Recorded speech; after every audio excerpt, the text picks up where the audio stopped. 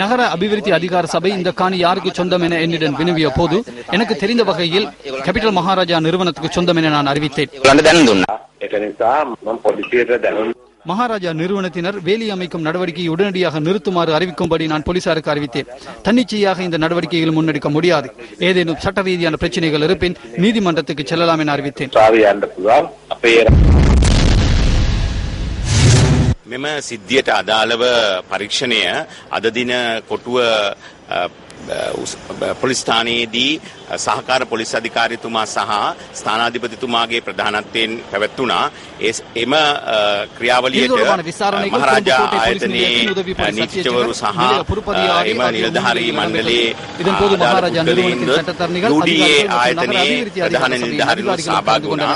මෙහිදී වැදගත්ම කරුණ වූයේ මෙම අවස්ථාවේදී මෙම ඉඩම මේ අදාළ ඉඩම මහරජා ආයතනයට අයිතිද නැද්ද කියන එක සම්බන්ධව ප්‍රශ්නය ප්‍රථමයෙන්ම UDA ආයතනය මගින් අප විසින් ඉදිරිපත් කළ நிறுவனமான ஜாயா ஹோட்டல்ஸ் எனும் நிறுவனத்திற்கு இந்த காணி சொந்தமே ஏற்றுக்கொள்ளப்பட்டது. வேலி அமைக்கும் உரிமை இந்த நிறுவனத்துக்கு கிடைக்கின்றது. எனவே மகாராஜா நிறுவனம் எந்த ஒரு சந்தர்ப்பத்திலும் சட்டவிரோத செயற்பாடுகளில் ஈடுபடவில்லை. වැට ඉදිකිරීමේ හැකියාව අනිවාර්යයෙන්ම මෙම හෝටල් ආයතනයට ලැබෙනවා. ඒ නිසා මහරජා ආයතනයේ කිසිදු නීති විරෝධී ක්‍රියාවක් කර නැහැ. කොළඹ කොටුව ලෝක වෙළඳ මධ්‍යස්ථානයේ ඉදිරිපිට තිබෙන පර්චස් 65ක පමණ ප්‍රමාණයකින් යුත් கொழும்பு கோட்டை உலக வர்த்தக நிலையத்துக்கு முன்னால் உள்ள 65 பர்ச்சஸ் காணி தொடர்பில் சிக்கல் நிலை ஏற்பட்டது. இந்த காணியில் வேலி அமைப்பதற்கு ஒரு தனியார் ஊடக நிறுவனத்தின் உரிமையாளர்கள் வந்திருந்தனர். அதற்கு நகர அபிவிருத்தி அதிகார சபை எதிர்ப்பு தெரிவித்திருந்தது. பின்னர் நகர அபிவிருத்தி அதிகார சபை கோட்டை போலீஸ் நிலையத்தில் முறைப்பாடு செய்தது. அந்த முறைப்பாட்டை விசாரணை செய்யும் போது அந்த நிறுவனம் காணியின் உரிமை தொடர்பான ஆவணங்களை சமர்ப்பித்திருந்தது. அவற்றை அதிகார சபை ஏற்றுக்கொண்டுள்ளது. அதன் அடிப்படையில் அந்த காணி குறித்த தனியார் ஊடக நிறுவனத்திற்கு சொந்தமானது என அதிகார சபை ஏற்றுக்கொண்டுள்ளது. இந்த காணியில் ஏதேனும் நிர்மாண பணிகள் முன்னெடுக்கப்படுமாயின் வேலி அமைக்கப்பட வேண்டும் என்பதோடு வேறு கட்டடங்கள் அமைக்கப்படுவதாக இருந்தால் நகர அபிவிருத்தி அதிகார சபையின் அனுமதியுடன் முறையான அடிப்படையில் முன்னெடுக்க வேண்டும். ඕනෑම ඉදිකිරීමක් කරනවා නම් නාගරික සංවර්ධන අධිකාරිය අවසරය ලබාගෙන විධිමත් අවසරය ලබාගෙන එම ඉදිකිරීම කළ හැකි බවට கொழும்பு கோட்டை எச்சிலன் சதுக்கத்தில் அமைந்துள்ள இந்த காணியை அடையாளப்படுத்த முற்பட்ட போது கடந்த பிப்ரவரி மாதம் 20ஆம் திகதி சிக்கல் நிலை தோன்றியது. அது தொடர்பில் முன்வைக்கப்பட்ட முறைப்பாடு பிப்ரவரி மாதம் 24ஆம் திகதி விசாரணைக்கு எடுத்துக் கொள்ளப்பட்டது. இந்த காணி சட்ட ரீதியாக மகாராஜா நிறுவனத்தின் ஒரு நிறுவனமான ஸ்ரீ ஜெயா ஹோட்டல் லிமிடெடுக்கு சொந்தமாகின்றது என நகர அபிவிருத்தி அதிகார சபையை பிரதிநிதித்துவப்படுத்தி இந்த விசாரணையில் பங்கேற்ற காணி தொடர்பான பிரதி பணிப்பாளர் MBJ பத்திரகை ஏற்றுக்கொண்டார்.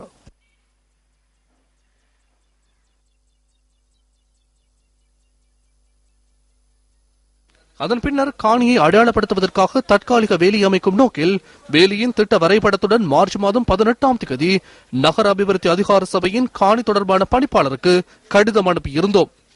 நகர அபிவிருத்தி அதிகார சபை அந்த கடிதத்தை ஏற்றுக்கொண்டாலும் அதற்கு மேலதிகமாக எதனையும் தெரிவிக்கவில்லை. பின்னர் இந்த காணியின் பாதுகாப்பு மற்றும் அடையாளம் என்பவற்றை கருத்தில் கொண்டு கடந்த 21ஆம் தேதி பாதுகாப்பு வேலியை அமைப்பதற்கு நடவடிக்கை எடுக்கப்பட்டது. எமது நிறுவனத்திற்கு சொந்தமான இந்த காணிக்கு வேலி அமைப்பதற்கு முற்பட்ட போது சில ஊடகங்கள் போலியான விதத்தில் உறுதிப்படுத்தாது பொறுப்பற்ற முறையில் செய்தி வெளியிட்டிருந்தது.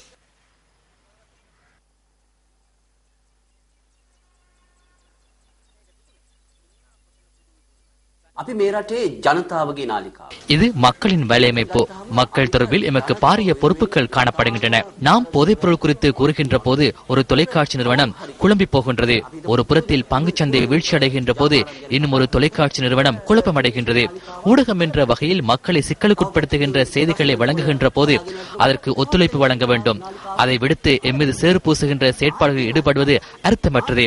கேபிட்டல் மகாராஜா நிறுவனம் பல தசாப்த காலமாக கீர்த்தி நாமத்தோடு செயற்பட்ட ஒரு நிறுவனமாகும். நாம் ஒருபோதும் சட்டவிரோத செயற்பாடுகளில் ஈடுபடவில்லை, குற்றம் செய்யவில்லை, குற்றத்துக்கு துணை போகவில்லை.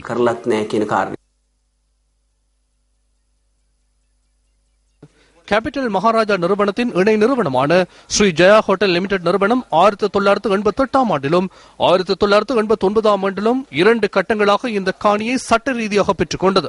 ஸ்ரீ ஜெயா ஹோட்டல்ஸ் லிமிடெட்டின் கீழ் 10 மாடிகளை கொண்ட கட்டிடம் ஒன்றை அமைப்பதற்கு வாஸ்து சாஸ்திர நிறுவனமான சூரத் விக்ரமசிங்க அசோசியேட்டட் நிறுவனம் வரைபடம் வரைந்து கொடுத்த சந்தர்ப்பத்திலேயே இந்த காணி பெற்றுக் கொள்ளப்பட்டது. இந்த திட்டத்தை முன்னெடுப்பதற்கு தீர்மானித்த இந்த நிறுவனம் 2 கட்டங்களாக அதனை முன்னெடுக்க நடவடிக்கை எடுத்தது. அந்த திட்டத்தை குமுது முனசிங்க நிறுவனம் தயாரித்தது. கடந்த காலங்களில் நகரங்களில் காணிகள் அபகரிக்கப்பட்டு வந்த போது இந்த காணியும் அபகரிக்கப்படலாம் என்று எமக்கு கிடைக்கப்பெற்ற தகவலுக்கு அமைய நிர்மாண பணிகள் முன்னெடுக்கப்படவில்லை. எனவே சரியான சந்தர்ப்பம் கிடைக்கும் வரையும் நாம் அமைதியை கடைபிடித்தோம்.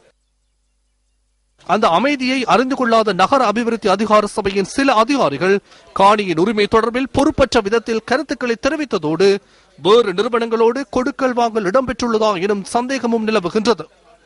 மக்களுக்கு பொறுப்பு கூறுகின்ற வர்த்தக வலையமைப்பு என்ற வகையில் நமது நிறுவனம் சட்டத்திற்குட்பட்டே செயற்பட்டிருக்கின்றது என்பதை நாம் சுட்டிக்காட்டுகின்றோம்.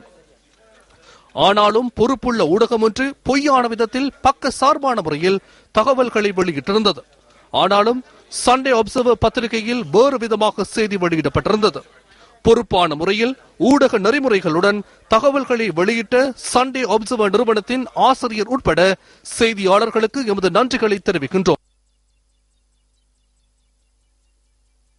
கடந்த நாட்களில் செய்தியொன்று வெளியாகியது. அந்த செய்தியை அடிப்படையாக கொண்டு ஊடகம் ஒன்று செய்தி வெளியிட்ட விதத்தை அவதானித்த போது அந்த ஊடகம் பொறுப்பற்ற விதத்தில் அரசியல் லாபங்களுக்காக செயற்பட்டுள்ளமை தெளிவாகின்றது. ஊடகம் ஒன்று செய்தி வெளியிடும் போது பொறுப்புடன் செயற்பட வேண்டும். வேறு தேவைகளை இலக்காக கொண்டு ஊடக நிறுவனங்கள் செயற்பட்டால் பல்வேறு பிரச்சனைகள் உருவாகின்றது என்பது கவலையான விடயம். பொறுப்பான முறையில் சுயாதீன முறையில் ஊடகங்கள் செயற்பட வேண்டும்.